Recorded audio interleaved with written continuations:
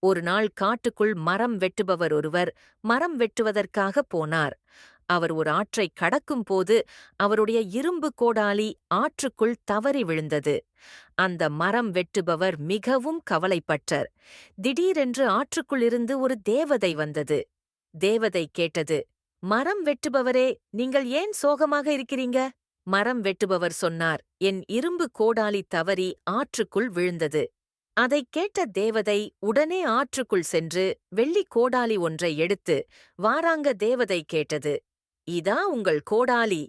மரம் வெட்டுபவர் சொன்னார், இது என் கோடாலி இல்லை, என் கோடாலி இரும்புக் கோடாலி.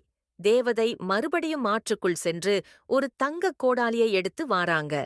மரம் வெட்டுபவர் மறுபடியும் சொன்னார், என் கோடாலி இது இல்லை, என் கோடாலி இரும்பு கோடாலி.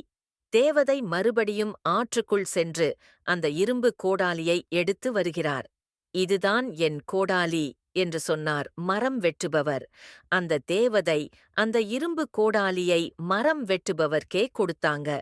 அந்த தேவதை மரம் வெட்டுபவரின் நேர்மையை பார்த்து பாராட்டும் முகமாக வெள்ளிக் கோடாலியையும் தங்க கோடாலியையும் பரிசாக கொடுத்தாங்க. மரம் வெட்டுபவர் சொன்னார், நன்றி.